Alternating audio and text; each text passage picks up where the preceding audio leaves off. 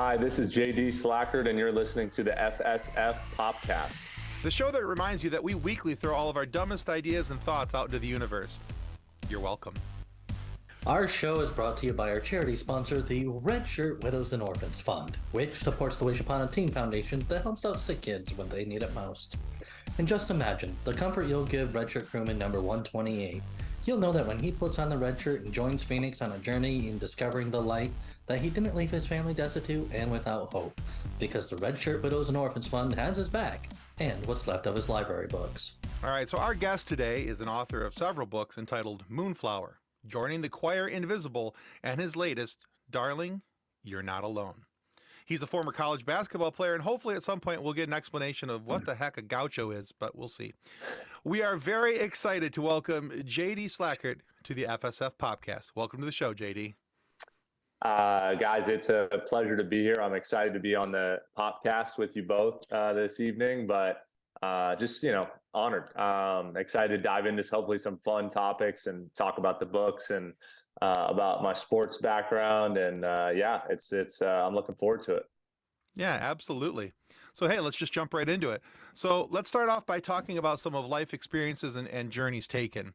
Now, through other interviews that I've seen of you, whether in video or in print, you've talked a lot about a young man named Luc Bodden and your experiences with him, his family, the Luke Strong Foundation. So how does that relationship, A, affect you as a human, but B, in your profession as a writer? Yeah, my goodness. I mean, it seems like for me, the real core essence of who I am as a person always goes back to Luc Bodden. And I really wouldn't be doing what I'm doing today had it not been for this incredibly brilliant young boy who just inspired my whole life. I'm pretty open and transparent with the fact that, I grew up in Los Angeles, California, and I was kind of a knucklehead student, and I didn't really care about much anyone but myself when this girl came up to me after one of my high school basketball games. So I was about 17 at the time, and she came up to me and introduced herself and said, "Hey, my little brother is your biggest fan and he wants to play basketball with you."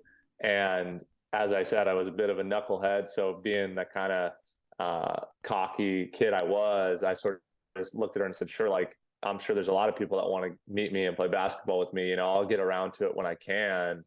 And that was when she actually turned and said, "No, JD, it has to happen next week."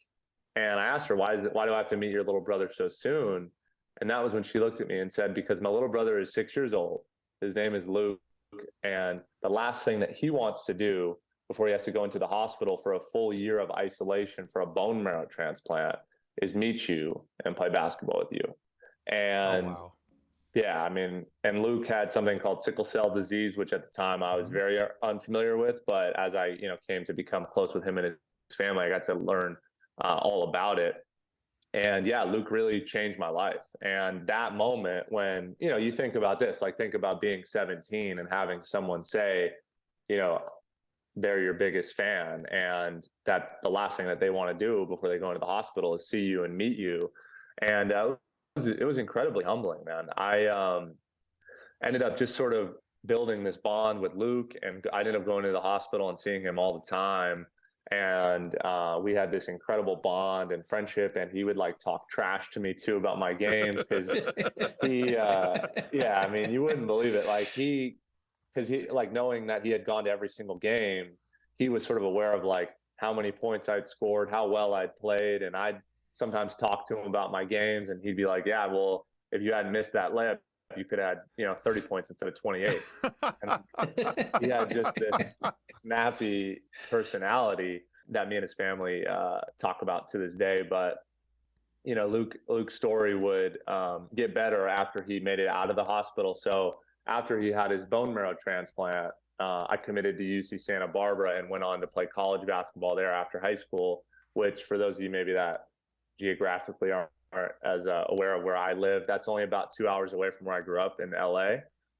So Luke would go and commute with his family to my college games then.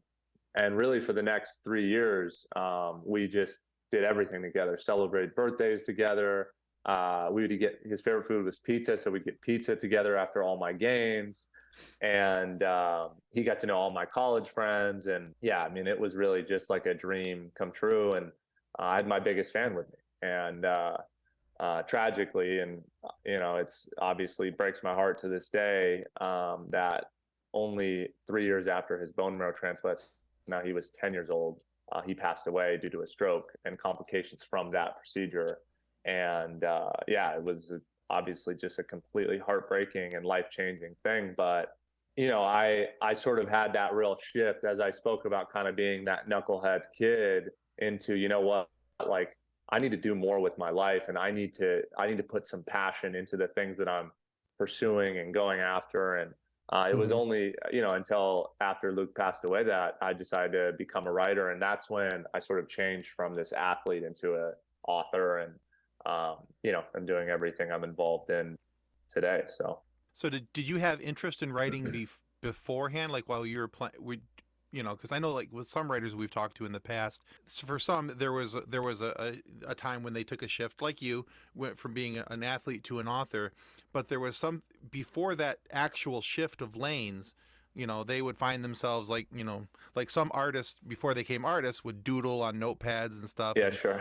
And some artists, some writers rather, would write out little short stories here and there. And did you find yourself doing that, or was it just like one day? Because I asked this because right, exactly, because I'm the farthest thing from it. I can write like functional pieces of information, like if you need a proposal written to somebody, yeah, I can do that. But something that's going to be engaging and entertaining, right. Yeah, I'm probably not your guy for that. So that's why I asked. Were you a writer ahead of time, or was it just kind of there? It's an interesting question, and it's one that I think I've only come to understand later in my career after having now written a second book. Because initially I think it was even shocking to me how naturally I fell into novel writing. I mean, I really did just go into full book. Like, I hadn't written short stories or anything, and I wasn't getting like great grades in my writing classes in college. And I mean, I wrote my first book while I was in college still. So I was like turning in essays and getting C's on them while I was like working on a novel, which was pretty ironic, I guess I would say. Right. But to really answer the question more directly, though, is what happened was I was always writing letters to friends, and I had this real kind of interest in taking the time to write handwritten notes to friends of mine pretty consistently, like for birthdays or when they were, just holidays. I would spend time and write like a 3-page letter to every good friend in my orbit for Christmas, and I would deliver them. And I never really thought that was interesting or odd or different until I had a really great friend who was studying abroad, and she actually was very close with Luc as well.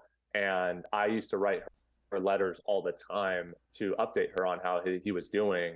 And it was strange, man. Like, I almost found myself, and I can as I like sit here and speak with you guys now, this is 8 years ago, and I can imagine exactly where I would go to write these letters.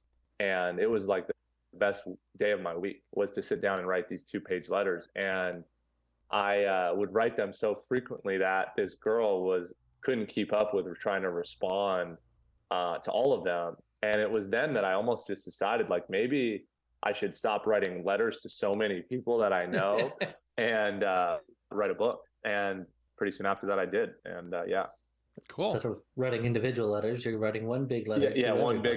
big letter. Exactly. Well, and I handwrite all my books, and that's a big part of my process. And that's sort of what that was born out of, right? So I started handwriting letters to all these friends, and my one long big letter was a handwritten copy of a first draft of a novel.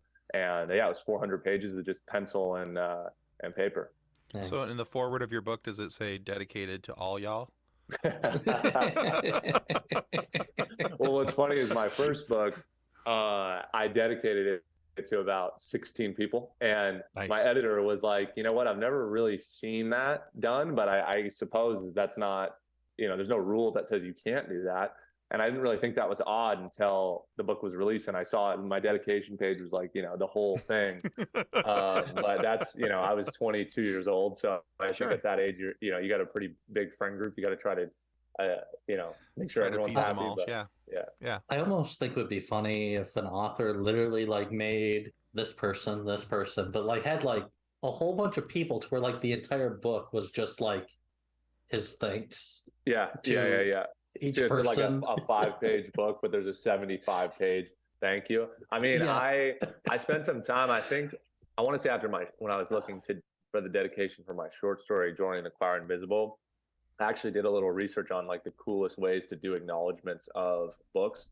And I read some really fascinating ones. Like I think it was James Joyce did one of his books. He had the acknowledgments was dialogue between him and a good friend. And he just stuck it right there as like the conversation that led to this idea for a book. And I've always actually, a bit of an aside, taken a fascination in that. Like I kind of love to think outside the box with the projects I create. And I try to take advantage of the space of writing in a way that's different than maybe other authors think about how to, like I like to break the rules, I guess is what I'm trying to say. And I think the acknowledgments page is a really free-flowing blank canvas as the author is allowed to put whatever they want. And in Moonflower, my first book, one of the last things that Luc ever said to me was to smile more. He used to always tell me, JD, if I had all the problems that you had and I got to live your life, I would smile all the time. Like I would never complain. And so in the first page of Moonflower, it's entirely blank. But in the corner right, it just says smile more.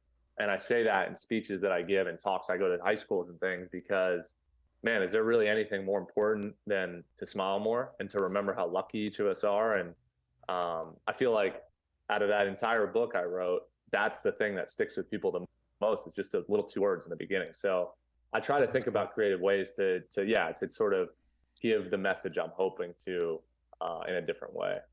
Very cool. So speaking of your process, my father is an author as well and has written quite a few books himself, mostly in the science fiction realm. Very cool. And that's one of his books, Custodians of the Cosmos. How did that get here? Oh, sorry. Love it. But so I understand like the wanderings of an author's mind and how they tend to work out when they pound out a story. So in your process, do you more often come up with the story idea first and then build the characters, or do your characters are there and then build the story around your characters? It's a good question. I've actually never thought of it like that. I think more often than not, I do think it's both, to answer your question. I think more often than not, though, the story idea comes first, and then it's putting the characters into the world of which I'm creating. Like I know for Darling, You're Not Alone, which is a magical realism novel that I've just came out a few weeks ago. I definitely had the idea for the story before I planted the characters into this world that I'd created. And that sort of was built on like one of the main points of the book was, the main character Phoenix is 15 years old. And that was a very deliberate decision because I needed him to be able to be mobile throughout his city as a part of the plot. And that was something that I thought about a lot because initially when I had the idea for Darling, You're Not Alone, I wanted him to be about 10 years old or 9 years old because I loved that age. And I thought that was a really interesting kind of free, like a sort of, there was a purity in that age where you don't really know the darkness of the world yet that I was hoping to create. But then as I thought about how I wanted to appease and attack the story of Darling, You're Not Alone, I realized I needed him to be older. So it's like, I think your characters shift depending on the limits with which you're building your story. So if that kind of answers your question, I think that's something I consider when, coming up with a book or anything like that. Yeah. I was listening to another podcast that you're on, and you talked about your process a little bit more, how you literally like handwrite your entire books. And I got to thinking, have you ever thought of using a digital pen? I mean, look, it's always a sticking point with people when I talk to them about how I handwrite. And believe me, like my team on my end, like my editors and managers and publishers and, that whole kind of back end side of the books, really hate that I handwrite. Like they are on me nonstop about, they're like, man, you need to just do without that. Like we're in the year 2022 and like there are a lot of different ways you can do this.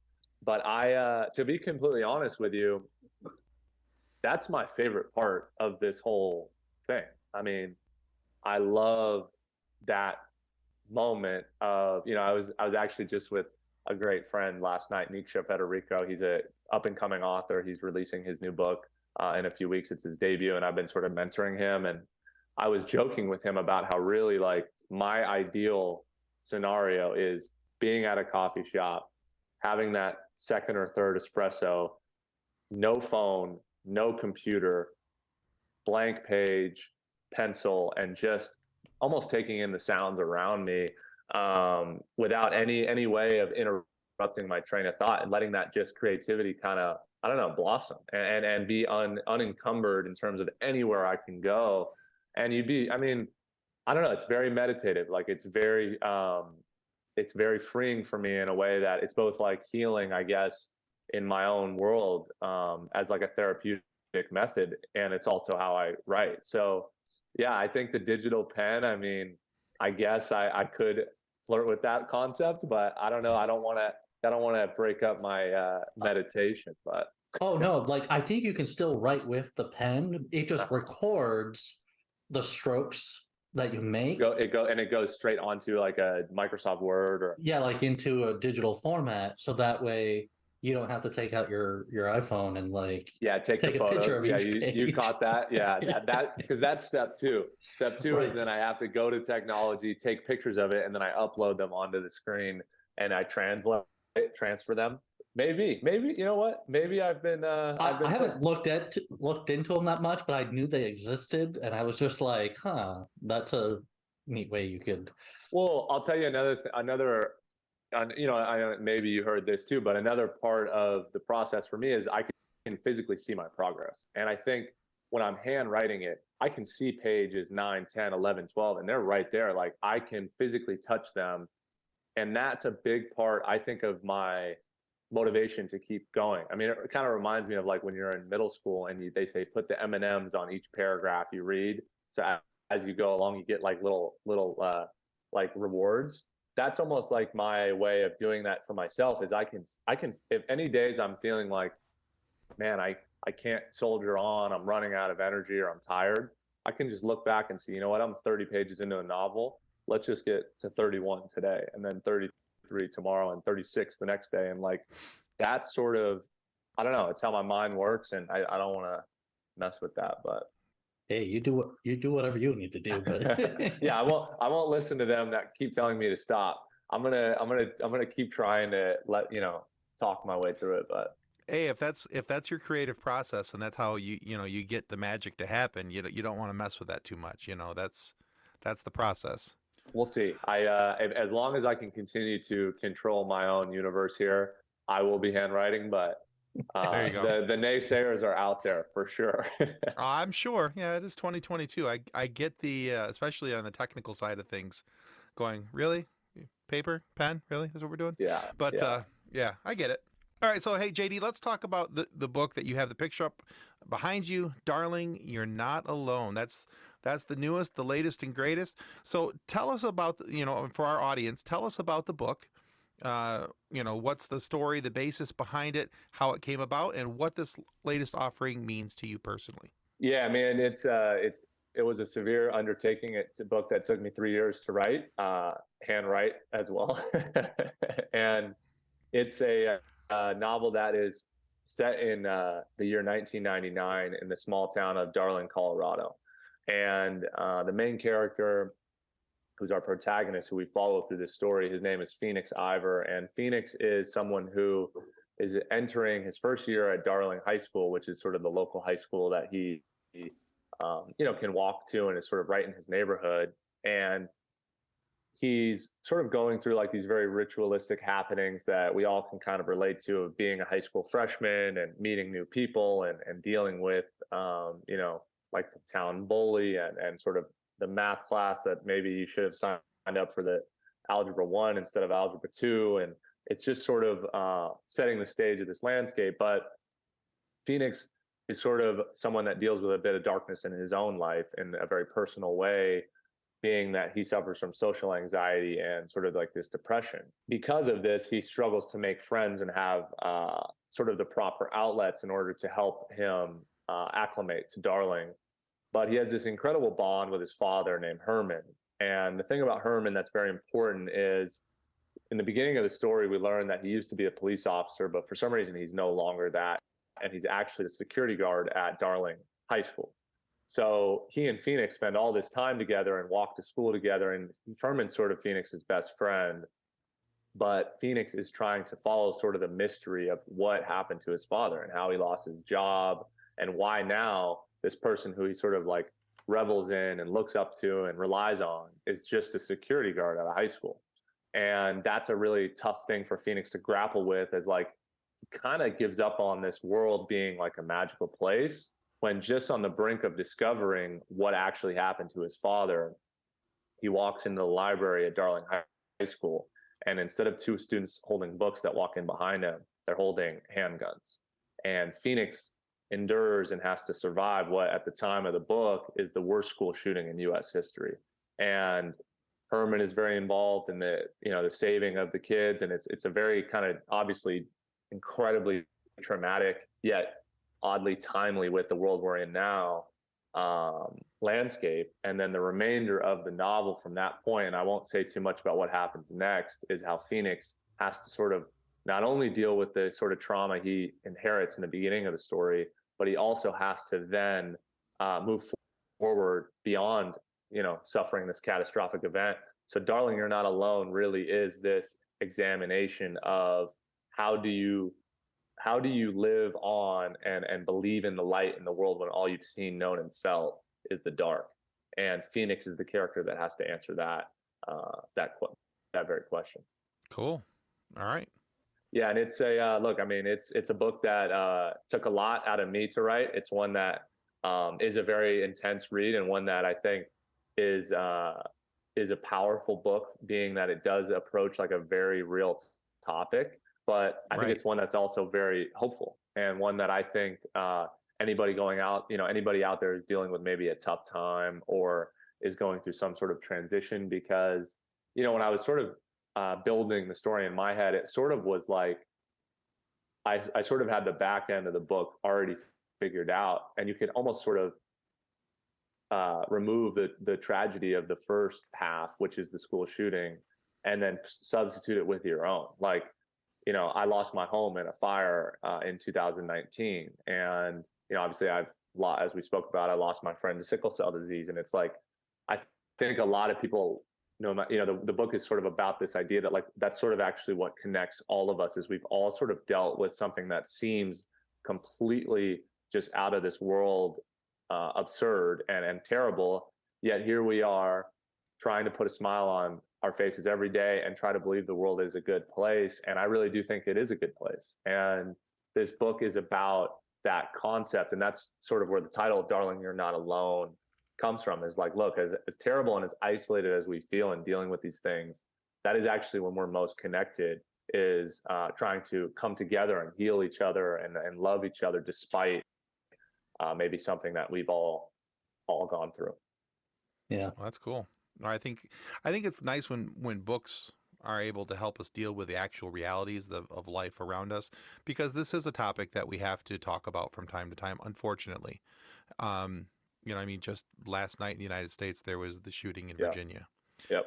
And so having the opportunity to have, and fortunately for young adults to be able to have it being written in a frame and a mindset that maybe that they're familiar with, might be able to help them be able to navigate some of these discussions in their head. So I'm hoping that book has that ability to have that outcome where it's, able to help maybe mold some ideas. Yeah, absolutely. I mean, I couldn't have said it better myself. I just think, the best way to handle heavy topics sometimes is through this fictional element of where, this event in this book actually never did happen. But it is a way for me to come on to your guys' broadcast and talk to your listeners about something that is actually happening often, unfortunately. And Yeah. that is one of the reasons why I wrote this book, was to give me the platform to hopefully try to help heal and, bring a discussion to the table that is one I think is very important, because it's a really sad reality.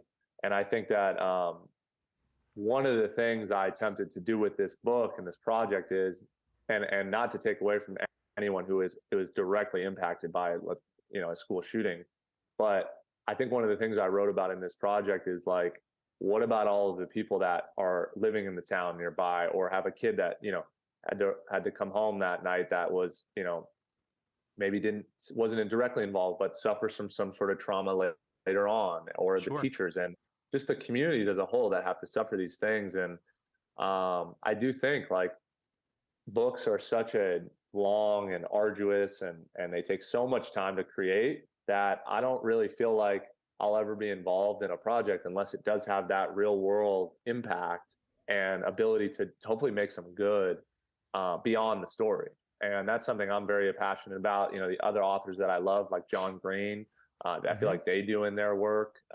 Mitch Albom is another writer that I try to model a lot of my style off of. And these are guys who, approach heavy topics and do it in a way that hopefully leaves you with a little more inspiration. And I think it was a severe undertaking, of course, but it's one I took very seriously. And like, I actually went and visited Columbine High School and got to, visit the Columbine Memorial. And man, I tell you, the strength in that town and the people that I met in my travels there while I was writing this book, it's amazing to see how much people can deal with and still remain positive and talk about and learn from. And I don't know, it's really inspiring in a way too, as terribly sad as it is as well. But Yeah, understood.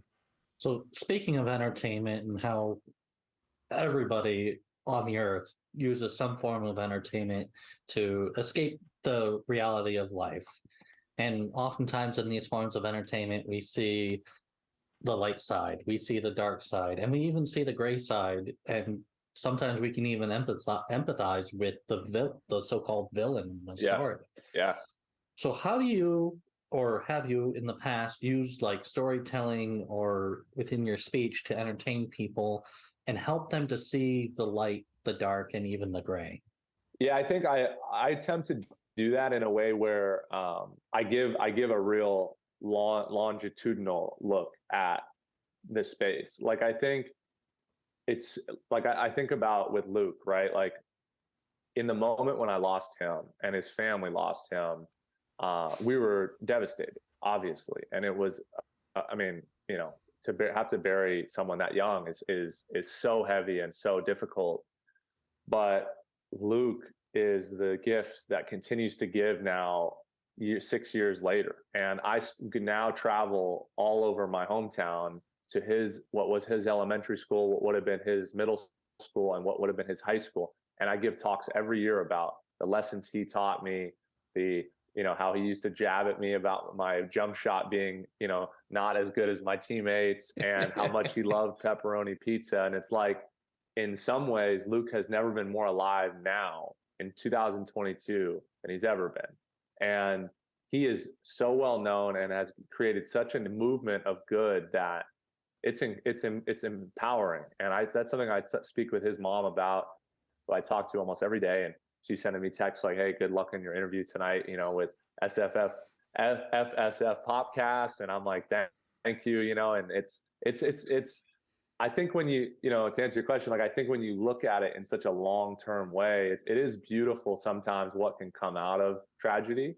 And, Luc's family went on to found the Luc Strong Foundation, which is a registered 501c3 nonprofit that supports children diagnosed with sickle cell disease. So we're actually out there meeting we call other Lucs, and giving back and trying to make a difference in this illness that is severely underfunded. And, wow, how many beautiful things could have bloomed out of this tragedy. And I think I try to share that with people, is like, look, it may not feel like it now, but someday maybe there's something good can come from this. And I forget where I heard this quote, but the quote it sort of encapsulates this idea I'm trying to create, is when something bad happens to you, instead of saying, why did this happen to me?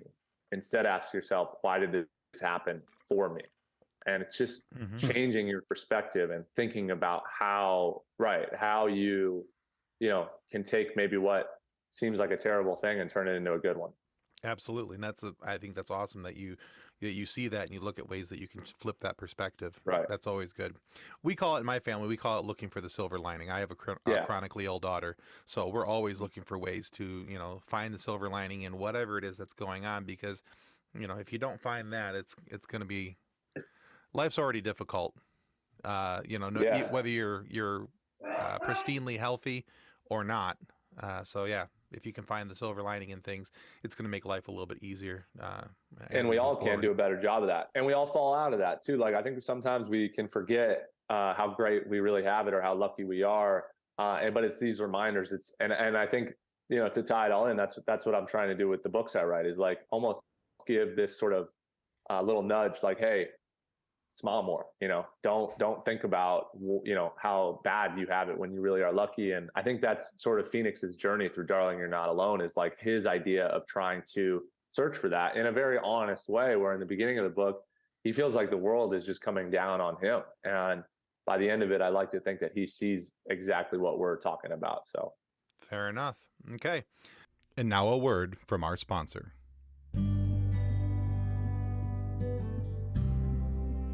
Since 1982, Vital Signs and Graphics has been helping professionals with all their image, logo, and design needs. Perhaps you're looking for signs and banners, truck and trailer lettering, business cards, brochures, or other image and marketing aids. Vital Signs and Graphics in-house design studio has you covered. From logos to apparel, start to finish, Vital Signs and Graphics has everything you need to look and feel professional. Call Rick at 231-652-3300. He'll get you noticed. Welcome back to the FSF Popcast. All right, JD, let's talk about basketball and writing. So these two things my two favorite things, and coffee. There you go. You got me on the third one, that's for sure. Yeah. Many people may look at your life course and say, well, these two things, they don't go well together, basketball and writing, being an athlete and being an author. But these are both parts of your personality at this stage in your life. So how does one, because I look at being an athlete and the training and dedication and hard work that goes into being an athlete, especially at the collegiate level. How does all of that translate into helping you be an author? It's a great question, Tim. My athlete side of me is kind of comes out in here and there, and I probably suppress it a lot, but I think it is still very alive in my competitive nature. But I think the best way I can answer that is, I think most people that maybe see my career and where I ended up and my end result probably assume like, oh, I was always sort of this like, well recruited, dominant player from Southern California where I, was very successful. And I actually really don't remember my career being like that at all. And I remember being this sort of undersized redhead who was just, had allergies and was on the last guy on the team and was just loved the game. And I remember those days a lot of just falling in love with being around a group of guys that I loved and cared about and wanting to win no matter what position I was in. And I think that idea and mentality is what led me to writing and my idea of loving the sort of, pick yourself up by your bootstraps and just write every day. And no matter what terrible reviews you get, which I get plenty of those too. I mean, there's so much sort of that does mesh with my writing and athletic career in that way, that you have to be very bullheaded and sort of just power on no matter what. And that's a really important skill, I think, as a writer to take on, because not everyone's going to like what you write. And you have to just, you can't let that affect your style or the way with which you write. And, no matter how many people tell me to handwrite, I'll never stop that. So it's like, that's that sort of stubborn athlete in me, I think. And I like to think too that there's so much, I wouldn't say on the fly, but I guess I would say sort of flow state you get into as a player, where you can do all the prep you want and go through all the game plans and do all the practicing. But the minute that game starts and that ball goes up, it's you and the person in front of you, and you gotta read and react.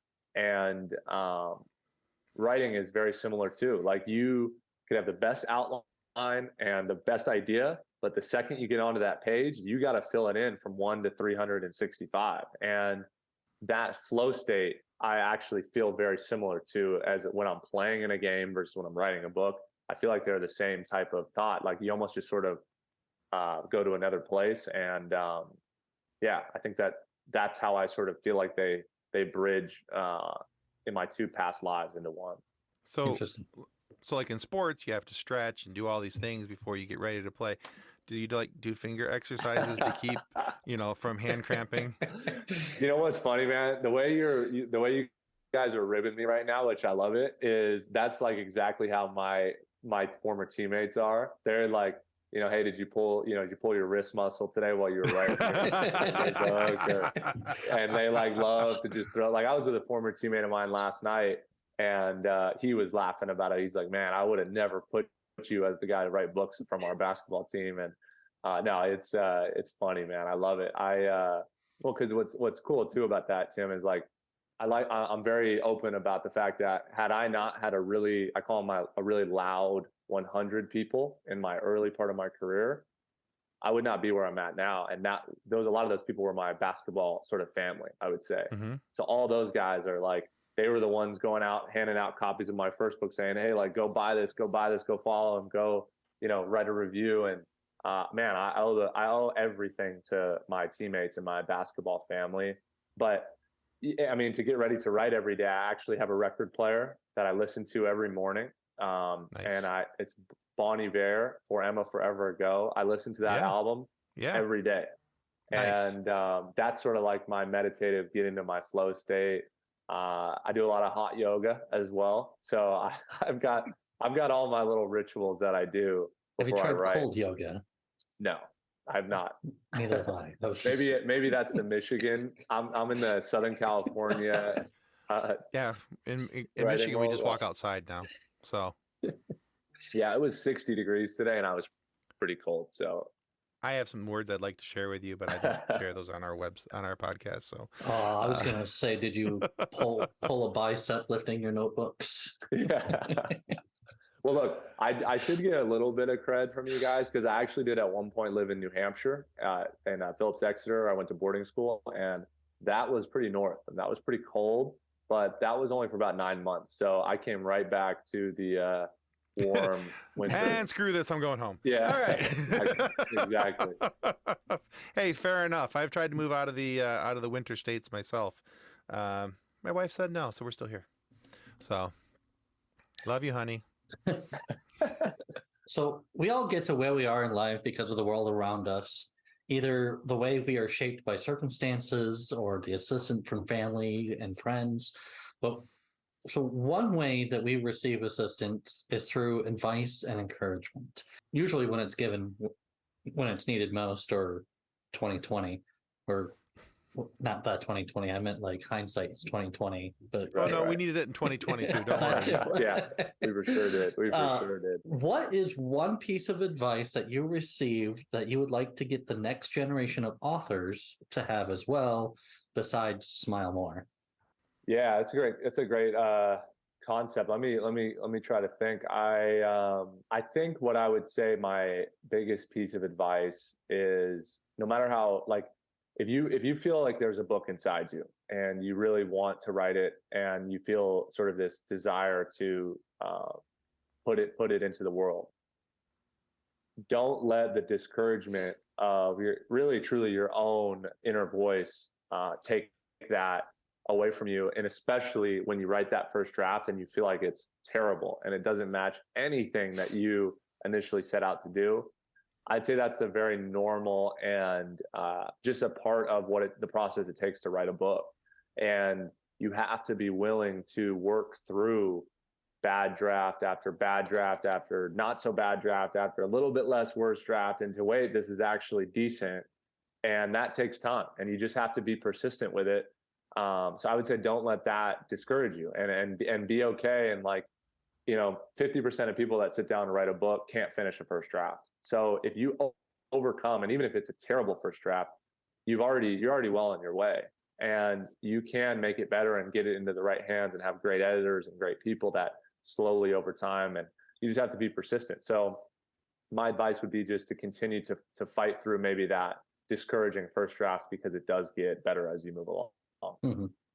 Very good. Nice advice. All right, JD, one last question. We like to call it our silly question. And don't worry, there's absolutely positively no way that you won't piss somebody off with your answer.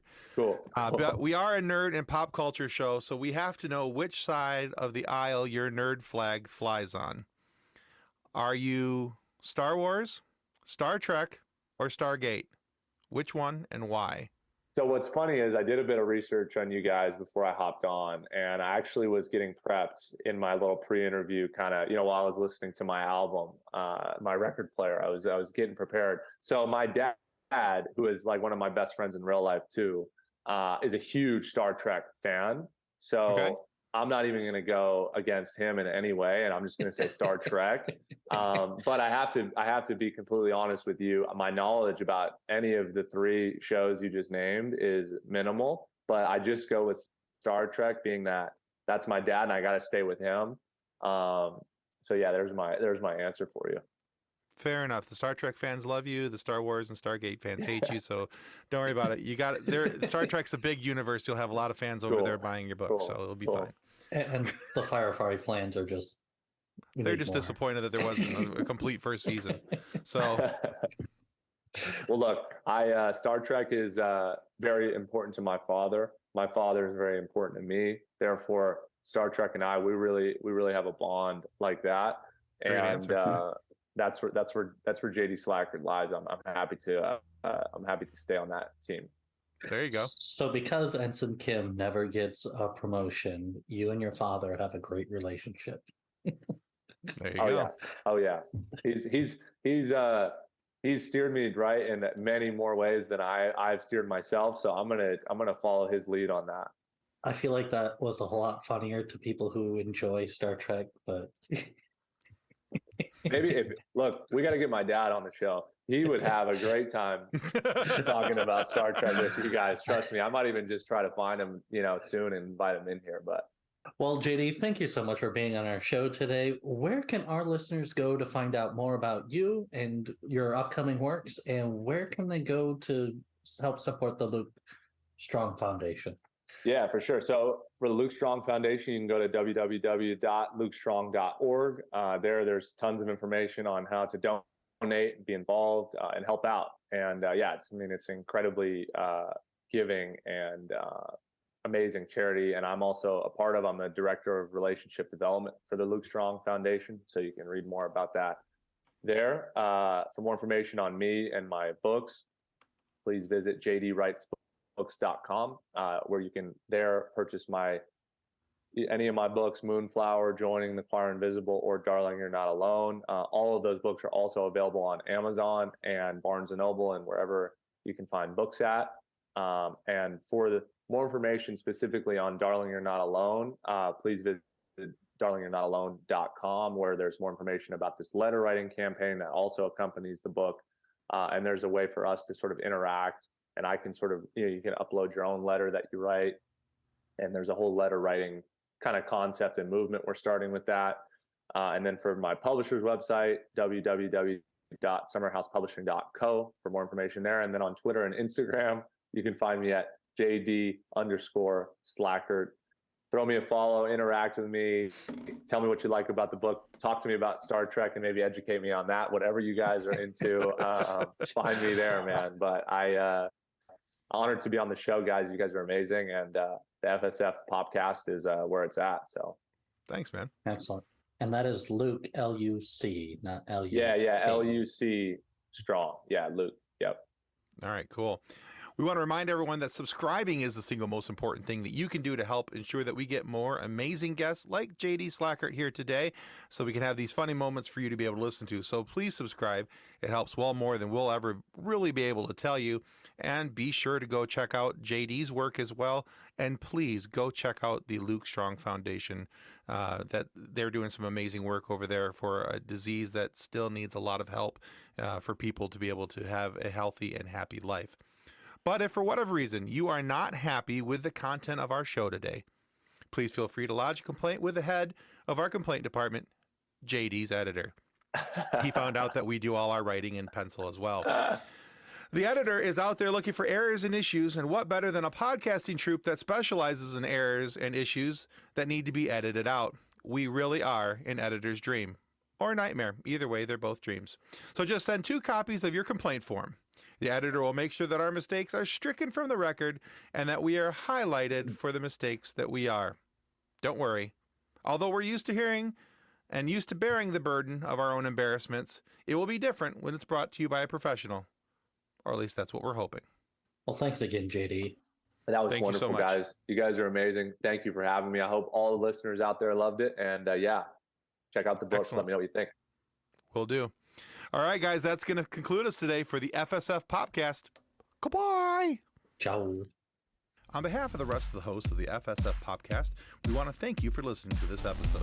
If you'd like to be a guest on a future episode, please contact us by means of Twitter or Instagram using the handle @FSFPopcast, or go to www.fsfpopcast.com and click on the Contact Me link. Thanks again, and hope you enjoyed the episode.